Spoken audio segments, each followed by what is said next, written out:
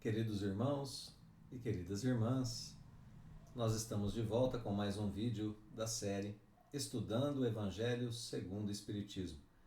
É muito bom tê-los mais uma vez conosco aqui no canal. Sejam muito bem-vindos a mais um estudo. Continuamos a estudar o capítulo 17 do Evangelho, que tem o título Sede Perfeitos. Belíssimo capítulo com instruções, com informações muito importantes para a nossa vida aqui na Terra. Estamos agora finalizando o capítulo, esse estudo do subitem 11, que tem o título Cuidar do Corpo e do Espírito, é o estudo do último item do capítulo.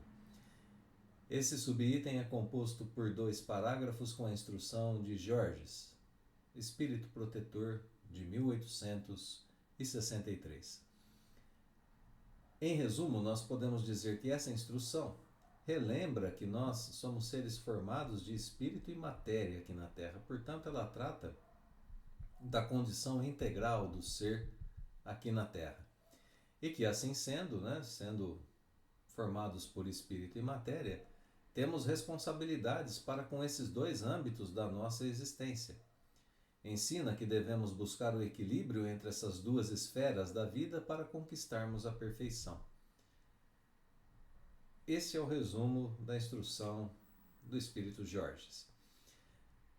Vamos relembrar um pouquinho da nossa trajetória no capítulo para que a gente trabalhe a ideia de continuidade. Nós já aprendemos sobre o cumprimento do nosso dever, fomos orientados a isso. Aprendemos o que é a virtude e aprendemos como desenvolvê-la estando encarnados aqui na Terra, em diversos modos, em diversos aspectos da nossa existência. Agora nós temos então um ponto adicional para a busca da perfeição. Que ponto adicional é esse? Para desenvolver a virtude é necessário cuidar de nós integralmente. Cuidar da alma e corpo, ambas têm necessidades que precisam ser atendidas. Atendê-las também é caminho para a perfeição. Por isso esse item é o último item do capítulo.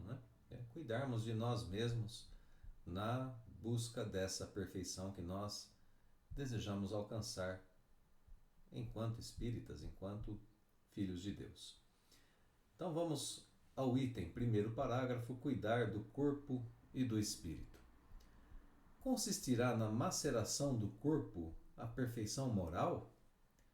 Para resolver essa questão, apoiar-me-ei em princípios elementares e começarei por demonstrar a necessidade de cuidar-se do corpo, que, segundo as alternativas de saúde e de enfermidade, influi de maneira muito importante sobre a alma, que cumpre se considere cativa na carne. Para que essa prisioneira viva, se expanda e chegue mesmo a conceber as ilusões da liberdade, tem o corpo de estar são, disposto, forte. Façamos uma comparação. Eis se acham ambos em perfeito estado. Que devem fazer para manter o equilíbrio entre as suas aptidões e as suas necessidades tão diferentes? Inevitável parece a luta entre os 2 e difícil achar-se o segredo de como chegarem a equilíbrio. Então aqui a gente tem uma notinha no texto. Vamos nos fazer a referência a essa nota agora, para que a gente possa depois desenvolver as ideias do parágrafo. Esse último período do parágrafo, inevitável parece a luta entre os 2 e difícil achar-se o segredo de como chegarem a equilíbrio, não aparece nas novas edições francesas desde a 3ª, mas se acha na 1ª edição. E por isso repomos no texto corrigindo um evidente erro de impressão. Então aqui estão, a editora está nos dizendo que corrige aqui nessa edição do Evangelho segundo o Espiritismo, a edição de Guilom Ribeiro, para a qual a gente sempre deixa o link na descrição do nosso vídeo. É um link direto para o site da FEB, na qual essa tradução pode ser baixada. A gente pode fazer o download dela diretamente do site da FEB, em PDF. Então aqui uma correçãozinha no texto da editora. Então vamos voltar agora tendo abordado a notinha, vamos voltar a questão do parágrafo, né? Ele começa com uma pergunta. Perfeição moral significa maceração do corpo? Macerar o corpo nos leva à perfeição moral? Essa palavra macerar significa infligir ao corpo algumas privações, mortificações, torturas, penitências. Então é isso que é macerar o corpo, né? Privá-lo, mortificá-lo por penitência.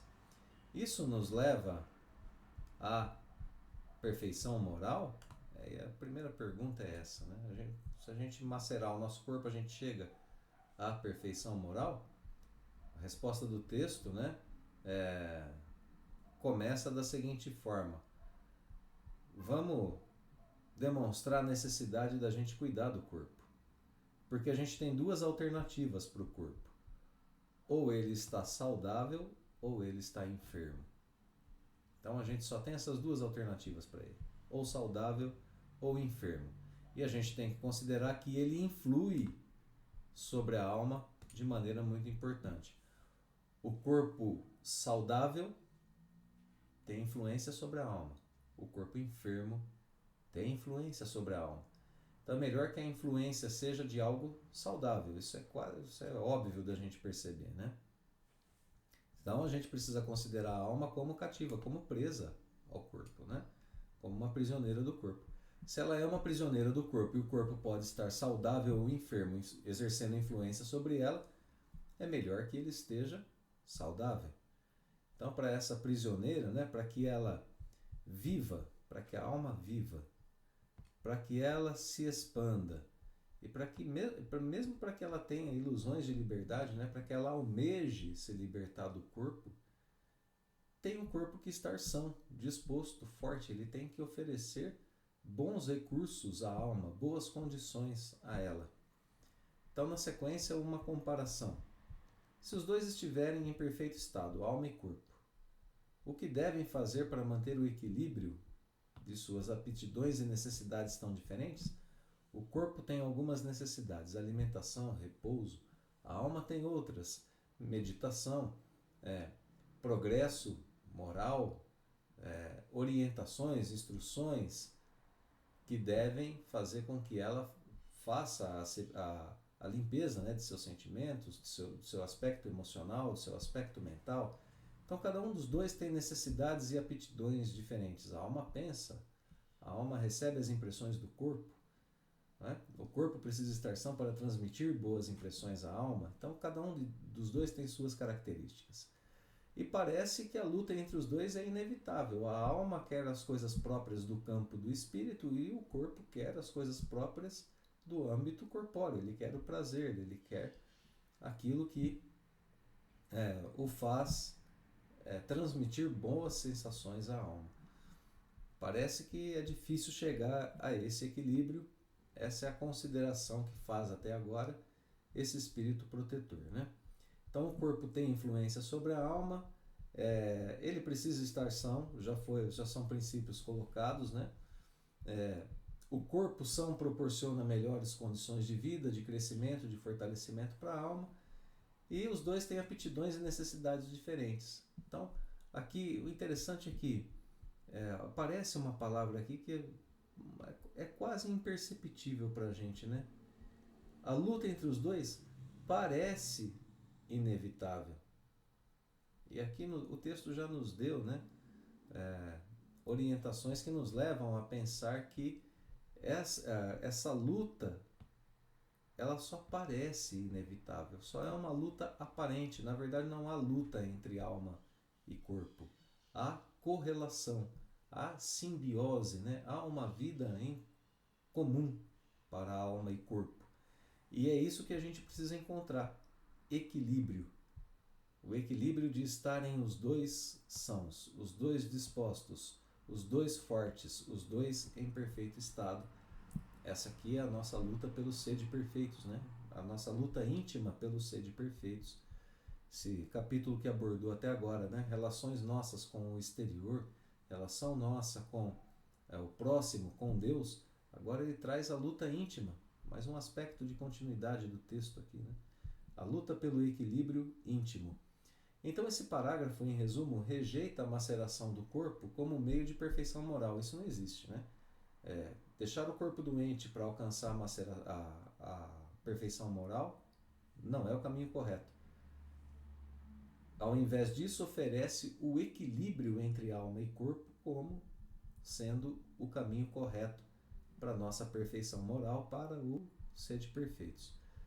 Vamos agora, então, ao segundo parágrafo, que vai desenvolver essas ideias e vai nos ajudar a entender melhor por que essa luta entre alma e corpo é uma luta apenas aparente, né? Ela não deve ser real para nós devemos buscar equilíbrio. Então aqui esse espírito protetor, Georges, diz que dois sistemas se defrontam. Ele vai apresentar para a gente dois sistemas. O sistema dos ascetas e dos materialistas. O dos ascetas que tem por base, o aniquilamento do corpo, e o dos materialistas que se baseia no rebaixamento da alma. Duas violências quase tão insensatas uma quanto a outra. Ao lado desses dois grandes partidos, formiga a numerosa tribo dos indiferentes que, sem convicção e sem paixão, são mornos no amar e econômicos no gozar. Onde então a sabedoria? Onde então a ciência de viver? Em parte alguma. E o grande problema ficaria sem solução, se o espiritismo não viesse em auxílio dos pesquisadores, demonstrando-lhes as relações que existem entre o corpo e a alma, e dizendo-lhes que, por se acharem em dependência mútua, importa cuidar de ambos. Amai, pois, a vossa alma, porém cuidai igualmente do vosso corpo, instrumento daquela. Desatender às necessidades que a própria natureza indica é desatender a lei de Deus. Não castigueis o corpo pelas faltas que o vosso livre-arbítrio o induziu a cometer, e pelas quais é ele tão responsável quanto o cavalo mal dirigido pelos acidentes que causa. Sereis, porventura, mais perfeitos se, martirizando o corpo, não vos tornardes menos egoístas, nem menos orgulhosos e mais caritativos para com o vosso próximo? Não, a perfeição não está nisso. Está toda nas reformas por que fizerdes passar o vosso espírito. Dobrai-o, submetei-o, humilhai-o, mortificai-o. Esse o medo de o tornardes dócil à vontade de Deus e o único de alcançardes a perfeição. Então vamos lá, vamos voltar agora nesses elementos, que são elementos importantes para a gente entender o que está sendo dito aqui, né? E o que o parágrafo está nos pedindo, está nos orientando. Então ele começa defrontando dois sistemas, como ele diz, né? Dois modos de pensar a vida que são conhecidos na Terra. O primeiro dos ascetas, sem a gente explorar muito, ficando só aqui, né, com as informações que o texto dá. O sistema dos ascetas tem por base o aniquilamento do corpo. Então, os ascetas, maceração do corpo. Aniquila o corpo e privilegia a alma. O dos materialistas diz o contrário. O dos materialistas rebaixa a alma. Então, os ascetas causam destruição ao corpo. Os materialistas rebaixam a alma. Por quê? Porque dizem que a alma é apenas um aspecto do corpo.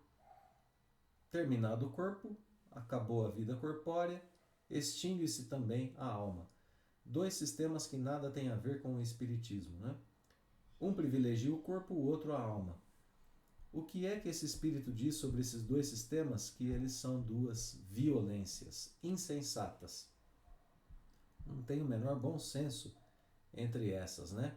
Justamente porque uma rebaixa a alma porque pensa que a gente deve privilegiar só o corpo.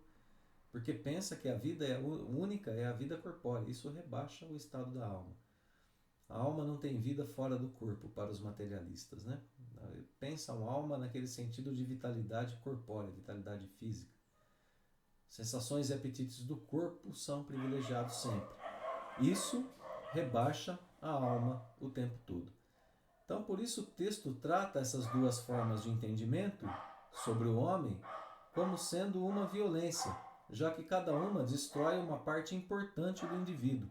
Uma destrói a alma, a outra destrói o corpo. São duas violências. Então, ao lado desses dois modos de pensar a vida, ainda tem um outro modo de pensar a vida, um terceiro modo, né? A numerosa tribo dos indiferentes. Pessoas que não têm convicção, não são nem materialistas, nem espiritualistas. Não têm paixão alguma. Não, são pessoas mornas, né? São mornas no amar, não amam profundamente, porque não vem sentido nisso, não vem o aspecto espiritual que poderia incentivar a amar cada vez mais profundamente a si mesmo, ao próximo e a Deus. Não vem esse âmbito da vida. Então são mornos ao amar, amam um pouquinho, o que lhes é conveniente. E por outro lado também, são econômicos no gozar. Não aproveitam a vida. Não cumprem aquilo que foi orientado no item anterior, né? Termos uma boa vivência com o prazer. Sentirmos prazer com um sentimento purificado. Fazer uso das coisas terrenas. Fazendo com que esse uso, inclusive, nos eleve a Deus. Então, existem essas duas formas de entendimento sobre o homem, né, que a gente já viu, e agora há a terceira forma de viver a vida. Viver a vida de modo indiferente. Nem se esforça, nem nos esforçando por amar verdadeiramente e profundamente, nem nos aventurando naquilo que a vida nos dá, naquilo que a vida oferece.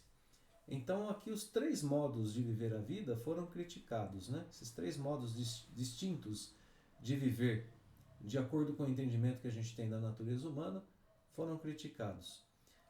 Pergunta o texto na sequência, cadê a sabedoria aí, né? Onde está a ciência de viver? Em nenhum desses três modos de viver. A gente não tem ciência de viver, não tem sabedoria e não tem solução para o grande problema humano. A solução é apresentada pelo Espiritismo. O Espiritismo que vem nos auxiliar e que vem demonstrar as relações que existem entre o corpo e a alma. Que relações são essas? Os dois estão sempre em dependência mútua, um depende do outro. Por isso é muito importante cuidar dos dois, amando a alma, mas cuidando do corpo, que aparece aqui agora como instrumento da alma. Então aqui já o privilégio que a gente tem que dar é o privilégio à nossa alma, ao nosso espírito, lembrando de cuidar bem de seu melhor e maior instrumento aqui na Terra, o corpo, uma ferramenta bem ajustada, um recurso bem cuidado, bem desenvolvido, faz com que a gente desempenhe melhor a nossa tarefa. O corpo bem cuidado proporciona à alma o melhor desenvolver de sua tarefa, né? Aqui a ideia então de que a gente não pode deixar de atender nem as coisas próprias da natureza do corpo, nem as coisas próprias da natureza da alma. A natureza corpórea tem suas necessidades, a da alma também. Negar qualquer uma das duas é negligenciar a lei de Deus. Segue o texto. A gente não pode então negligenciar a lei de Deus. Segue o texto, nos orientando a não castigar o corpo pelas faltas do nosso livre arbítrio.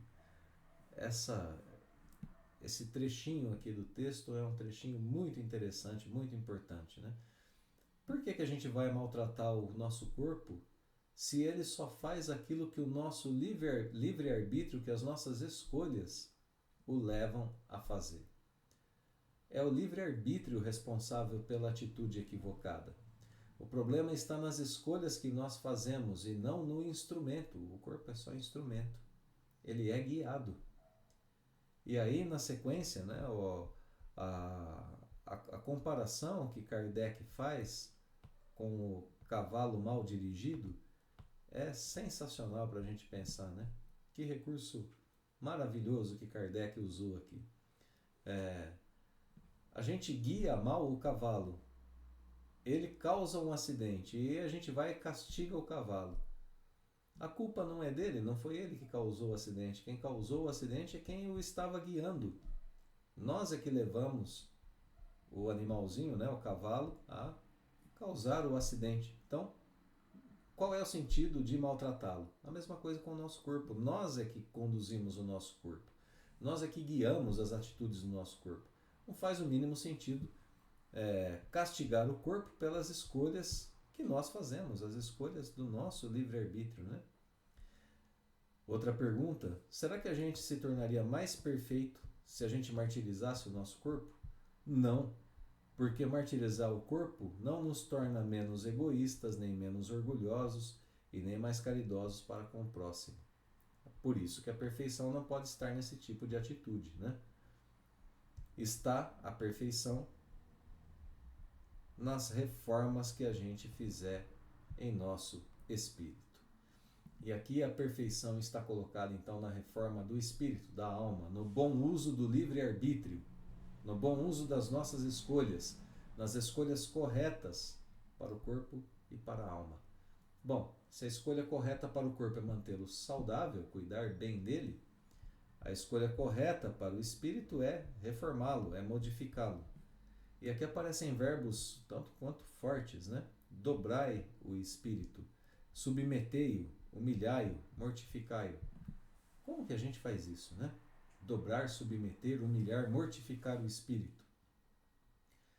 Aqui o texto usa esses verbos em relação ao nosso âmbito espiritual, que significam colocá-lo sob as ordens da vontade que está em comunhão com a lei divina, em fazer o bem, mesmo que se queira outra coisa.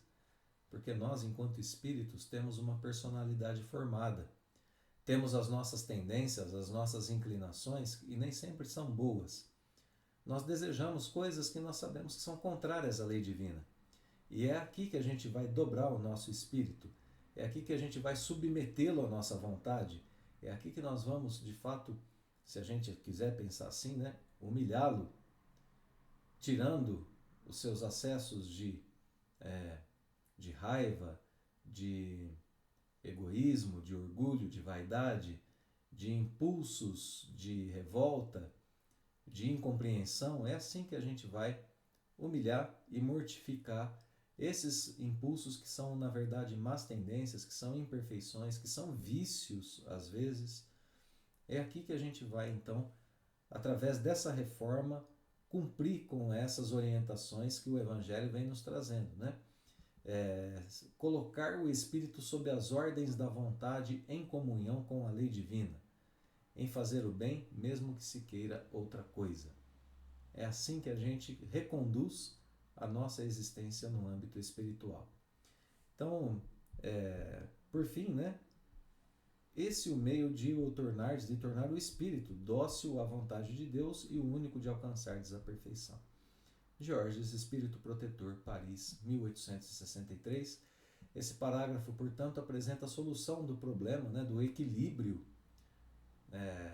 entre alma e corpo, e que mostra apenas a aparente disputa entre os dois. Não há disputa entre os dois, né? A solução do problema está no bom uso do nosso livre-arbítrio, guiado pela lei divina. E esse é o nosso ponto de equilíbrio. A nossa atitude em atender às necessidades naturais da alma e do corpo, e buscando sempre esse caminho que nos leva à perfeição. Então, assim nós encerramos essa instrução, encerramos o capítulo 17 e vamos então, né, concluir o nosso estudo com as seguintes reflexões. A busca da perfeição, a busca pela perfeição, passa naturalmente por diversas encarnações aqui na Terra. Para estarmos bem em nossas tarefas diárias nessas encarnações, é preciso que os nossos corpos estejam saudáveis. É preciso aprendermos isso. Para quê? Para dirigirmos bem esse precioso instrumento através do uso do nosso livre-arbítrio. E então é necessário que a alma esteja também saudável. Então não há competição entre os dois, né? Existe, na verdade, aqui a ideia de que nós devemos ter sempre esse equilíbrio. encontrar esse equilíbrio na alimentação, no sono, no descanso, no trabalho, né, que é um de nossos deveres, nos bons relacionamentos que nós temos, tanto quanto na prece, no perdão, na indulgência, na benevolência, são algumas das tarefas de equilíbrio diário rumo à perfeição. Né? Higiene e deveres da alma, higiene e deveres do corpo. Todos os dias, esse é o caminho que nos leva a concluir o estudo do capítulo 17, o capítulo Sede Perfeitos, que nós temos, para o qual, né, nós temos que ter um grande carinho, porque ele nos leva às instruções de cumprimento da nossa missão aqui na Terra. Desenvolvimento de virtude, desenvolvimento de caridade, busca da perfeição, através dos recursos que o planeta nos oferece e através dos recursos que temos em nós, através do desenvolvimento, né, dos recursos que temos em nós, através do conhecimento que a doutrina espírita nos traz. Deixamos, como sempre, então, o nosso fraterno abraço, os votos de que as bênçãos de Deus recaiam sobre todos nós, hoje e sempre. Fique conosco, nos vemos em nosso próximo estudo. Até lá!